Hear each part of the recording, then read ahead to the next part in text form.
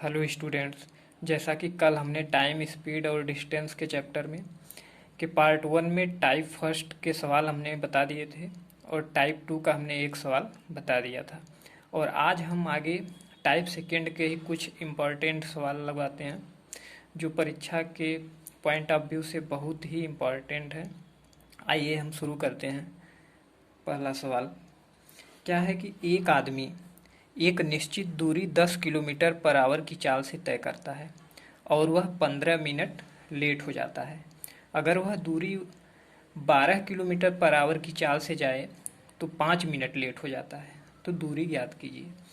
जैसे कि हमने दो पॉइंट ले लिया ए और बी, इसके बीच दूरी डी है और यहाँ से कह रहा है कि ए से बी यहाँ तक जाने में उसे क्या होता है कि 15 मिनट लेट हो जाता है। इसका मतलब जितना समय है उससे 15 मिनट अधिक समय लेता है जाते समय। फिर आते समय क्या है, आते समय वो क्या करता है कि 5 मिनट लेट हो जाता है। इसका मतलब t+5। तो आपका टाइम डिफरेंस निकाल लीजिए। टाइम डिफरेंस जो होगा वो क्या हो जाएगा, t+15 माइनस t+5। इसका मतलब हुआ 10 मिनट इसका टाइम डिफरेंस हो गया। तो कल हमने पहले लेक्चर में फार्मूला बताया था डिस्टेंस का।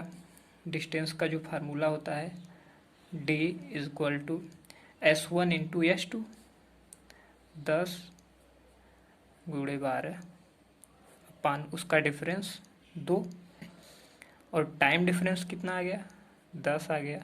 और इसको हम घंटे में चेंज कर ले रहे हैं क्योंकि यूनिट सेम होना चाहिए। तो यहाँ पर 0 0 6 12 2 2 डी कितना आ गया, 10 किलोमीटर आ गया। आपकी डिस्टेंस 10 किलोमीटर आ गई। और हम क्या करते हैं, अब दूसरे मेथड से भी देख लेते हैं, रेशियो के मेथड वाले। एस क्या है, 10 है स्पीड और 12। तो इसका रेशियो हम निकाल लेते हैं। रेशियो क्या हो जाएगा, 5 और 6। और टाइम क्या हो जाएगा, इसका टाइम हो जाएगा 6 और 5। मैंने कल उस वीडियो में बताया था कि जब स्पीड का उल्टा जो है टाइम हो जाता है जब डिस्टेंस कांस्टेंट होती है। तो इसमें क्या है कि टाइम डिफरेंस कितना आया है, 10 मिनट आया है। तो यहाँ पर टाइम डिफरेंस कितना आ रहा है, 1, और ये 10 मिनट के बराबर है।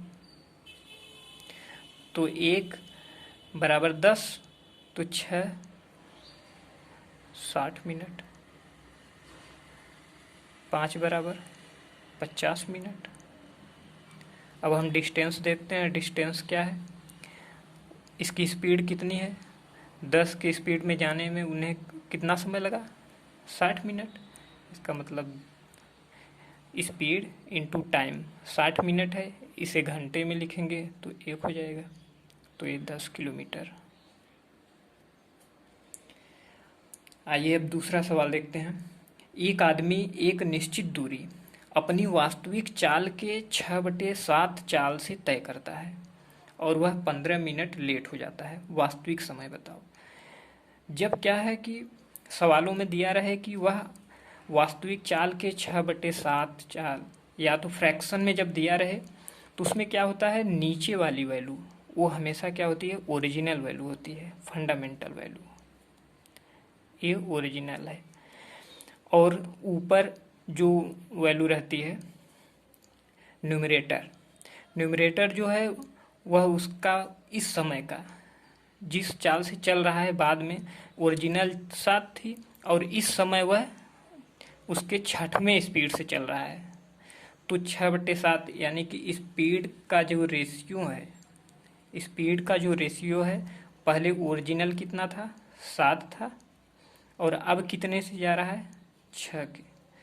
तो टाइम देखिए, एक आदमी एक निश्चित दूरी अपनी वास्तविक चाल के 6/7 चाल से तय करता है। इसका मतलब हुआ कि डिस्टेंस तो सेम ही है। डिस्टेंस पहले वह जो 7 की स्पीड से जा रहा था, अब वही स्पीड क्या कर रहा है कि 6 की स्पीड से जा रहा है। तो पहले 7 था, अब 6 हो गया। तो यहाँ पर कांस्टेंट हो गया डिस्टेंस, वही स्पीड तय कर रहा है, वही डिस्टेंस तय कर रहा है। तो यहाँ पर टाइम क्या हो जाएगा, 6:7। और कह रहा है कि वह 15 मिनट लेट हो जा रहा है। पहले वह सही समय पर पहुंच रहा था जब वह 7 के स्पीड से जा रहा था, अब जब वह 6 के स्पीड से जा रहा है तो वह 15 मिनट लेट हो जा रहा है। यानी कि समय का डिफरेंस कितना है, 15 मिनट। और यहाँ पे डिफरेंस 1 है, 1 15 मिनट के बराबर है। तो 1 15 मिनट के बराबर है, तो 6 कितना होगा, 90 मिनट के बराबर होगा। और 7 कितना होगा, 135 मिनट के। तो कह रहा है वास्तविक समय बताइए। तो वास्तविक समय क्या हो जाएगा, उसका वास्तविक समय वही होगा जो उसकी ओरिजिनल स्पीड रही होगी। तो ओरिजिनल स्पीड पहले 7 थी, बाद में वह 6 की स्पीड से गया। तो ओरिजिनल स्पीड जब 7 थी तो उसे जाने में समय कितना लगा, 90 मिनट। यही उसका वास्तविक समय आ गया। वास्तविक समय हो जाएगा 90 मिनट। इतना समय लगेगा अगर वह 6 के स्पीड से जा रहा है, 6/7 स्पीड से। तो आइए अगला सवाल देख रहे हैं। इसमें क्या है, इसमें हम ये वाला फार्मूला नहीं यूज कर सकते। फार्मूला इसलिए नहीं यूज कर सकते कि यहाँ पर कोई रियल वैल्यू नहीं दिया है। जब S1/S2 = T1/T2, इस फार्मूले को हम आसानी से इसलिए लगा सकते हैं कि यहाँ पर रेशियो दिया हुआ है, इसका रेशियो है। बट उस फार्मूले में क्या है, ओरिजिनल फार्मूले में S1/S2 या T1/T2, उसमें S1/S2 की ओरिजिनल वैल्यू की ज़रूरत पड़ती है।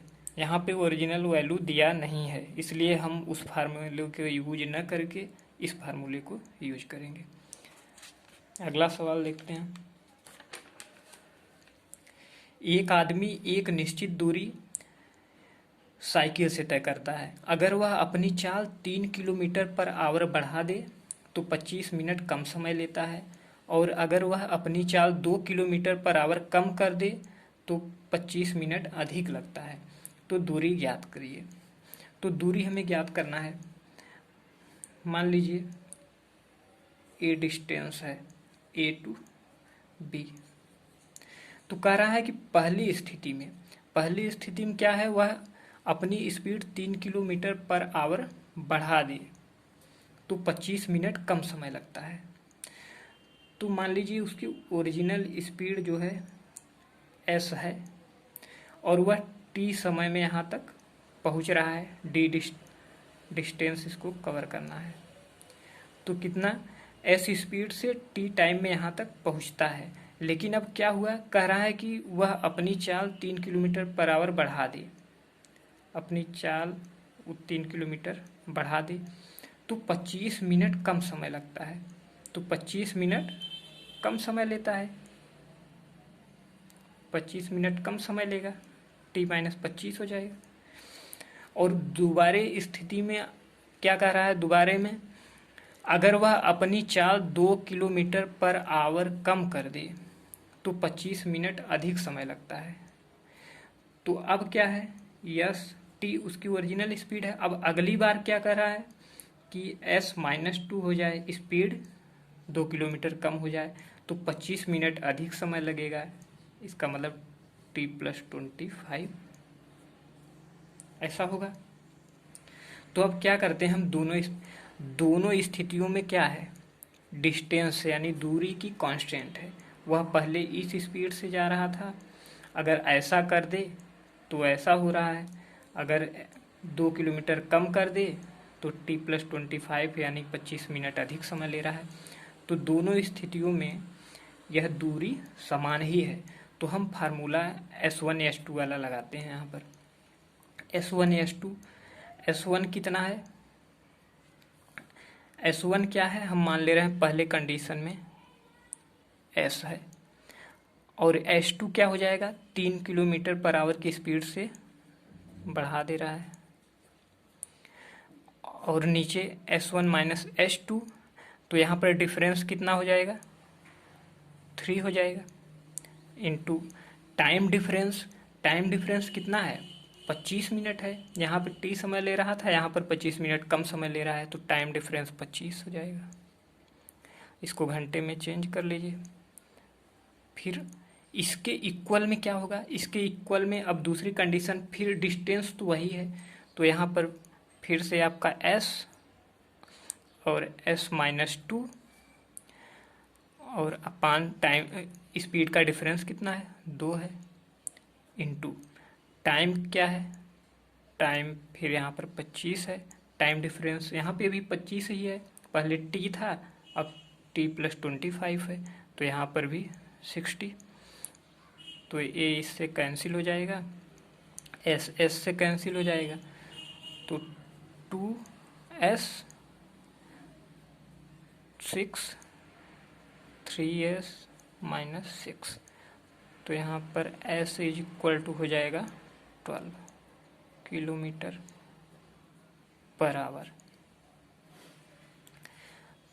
s 12 km/h आ गया। तो हमें निकालना क्या है, दूरी निकालना है। दूरी तो यही है, तो इसी में से चाहे हम s की वैल्यू यहाँ रख दें चाहे यहाँ रख दें, सेम आपकी डिस्टेंस वही आ जाएगी। डिस्टेंस s कितना है, 12 है, s + 3 है, 12 3 15/3 इंटू 25/60,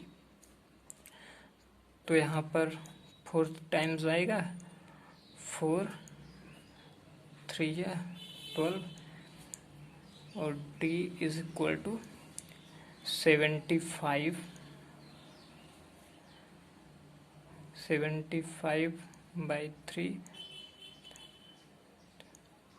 25 किलोमीटर, ये आपकी डिस्टेंस आ गई।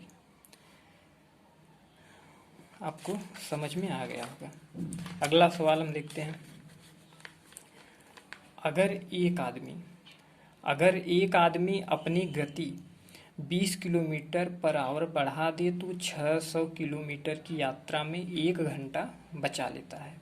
उसकी वास्तविक गति ज्ञात कीजिए।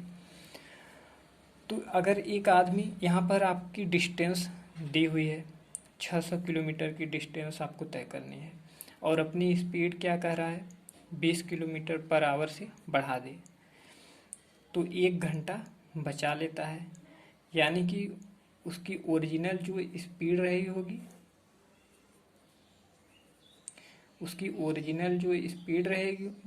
और टाइम रहा होगा, और ये डिस्टेंस है 600।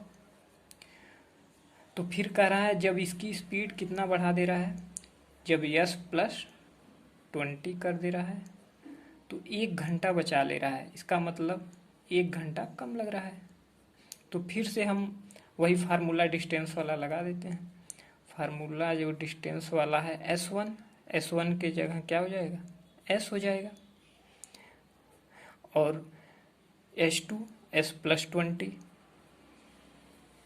अपान डिफरेंस कितना है, 20 है, इंटू टाइम क्या है, टाइम डिफरेंस आपका 1 है, 1 घंटा है, और डिस्टेंस तो दिया ही है कितना, 600 किलोमीटर की दूरी इसको तय कर, तो 600 किलोमीटर इतना हो गया। तो आइए इसको सॉल्व कर देते हैं। s + 20 = 1200। अब क्या करते हैं हम इनको, अगर इस तरह के जब सवाल आते हैं तो हम चारों ऑप्शन से मैच करवाते हैं, क्योंकि यहाँ पर क्वाड्रेटिक इक्वेशन जब बनाएंगे तो थोड़ा लंबा हो जाएगा, इसलिए हम इसको ऑप्शन से मैच करवा कर देख लेते हैं। तो यहाँ पर अगर हम देखें तो s = अगर हम 100 रख दें तो कितना आएगा, ये 100 और ये 1200 मल्टीप्लाई बाई इतना, इसका मतलब s बराबर कितना हो जाएगा, 100 km/h। और एक हम क्रॉस प्रोडक्ट मेथड से भी देख लेते हैं। क्या है कि 600 किलोमीटर की दूरी हमें निकालना है। 600 किलोमीटर की दूरी निकालना है और कह रहा है जब 20 किलोमीटर पर आवर की स्पीड बढ़ा दें तो 1 घंटा बचा लेता है। तो इसका मतलब ये स्पीड है और ये क्या है, टाइम है। और आपको पता है स्पीड और टाइम का मल्टीप्लिकेशन जो होता है वो डिस्टेंस होता है। ओके, तो स्पीड कितना बढ़ाया है, 20, तो टाइम 1 घंटा बच जा रहा है। तो इसमें हम मल्टीप्लाई करते हैं 2 का, 42, फिर 3 का एक बार मल्टीप्लाई करके देख ले रहे हैं, 6, 60 और 3, फिर 80 और यहाँ पर 4 और यहाँ 100 और यहाँ 5, 6 का 6 दूनी 12, 120 और यहाँ 6।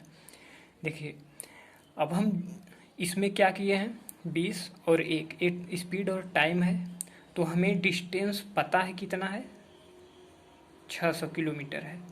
तो हम स्पीड और टाइम की ऐसी वैल्यू एज्यूम करते हैं कि हमारा उसका मल्टीप्लिकेशन स्पीड टाइम का 600 आ जाए।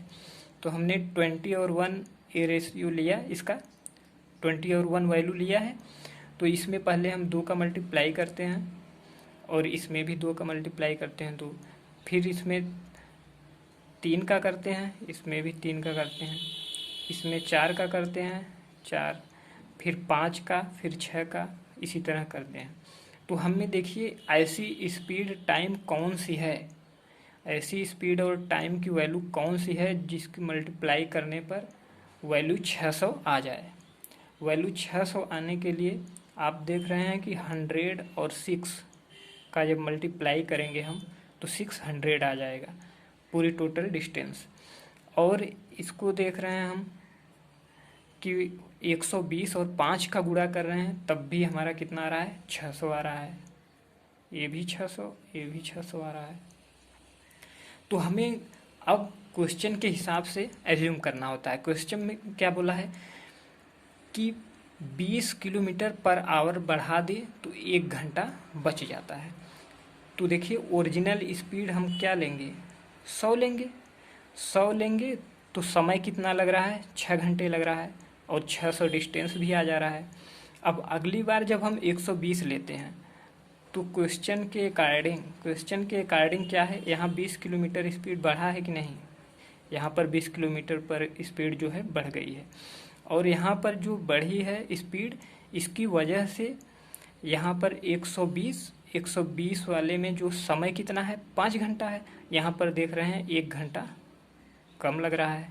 इसका मतलब ये हुआ कि उसकी ओरिजिनल स्पीड 100 है और 20 बढ़ने के बाद 120 हो जा रही है। यहाँ पर जब 100 स्पीड है तो 6 घंटे लग रहा है और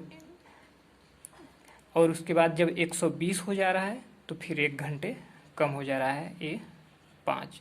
इसका मतलब इसका आंसर 100 किलोमीटर पर आवर ही होगा। आइए अगला सवाल देखते हैं। टाइप थर्ड में आते हैं। टाइप थर्ड में क्या है कि टाइप थर्ड में हम जानते हैं कि डिस्टेंस बराबर क्या होता है। डिस्टेंस बराबर होता है